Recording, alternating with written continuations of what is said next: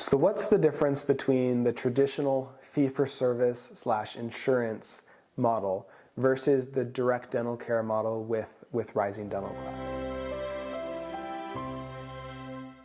So one of the big differences that you'll see right off the bat is how things are paid for. And so in the traditional model, as we talked about, services are paid for directly per service, so fee for service. So if you come in, you need a crown, it's $1,000. You need a filling, it's $250. You need a deep cleaning, With the direct care model, services are covered under a fixed fee membership approach. So let's just say an individual spends $75 a month to have a Rising Dental Club membership. That's going to cover a whole list of services that are included in that membership. And then it's going to give them access, if they do need specialty care, to those discounted rates. So that's one of the big differences that you'll notice. The second difference that you'll notice is really how it affects the experience. So in the traditional model, when the patient walks in the practice and sits down, they have that skepticism of, what is the dentist going to find? How much is this going to cost me? My last dentist said I was fine. Is this new dentist going to find more work or more expensive work, or is this practice more expensive than that practice?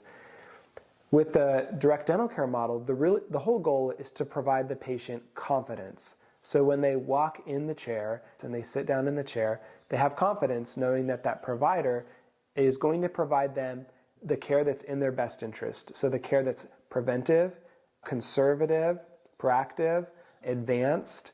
And so all of these things are supported by the direct dental care model that are not supported in the traditional model. So the traditional model, unfortunately, has financial incentives for a dentist to provide more service. So dentists are generally very ethical people in nature, but when the reimbursements that their office gets are tied to doing more services, it's going to drive up the volume or put pressure on the volume that that dental office needs to succeed. The sad thing about the traditional model is that preventive care, such as like getting your yearly or biannual cleaning, exam, and x-rays, is often a loss leader for the practice.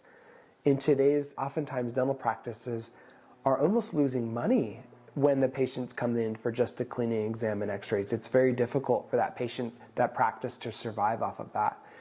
So with that in mind, you can see why it leads to the dentist actually needing to deliver services for those patients.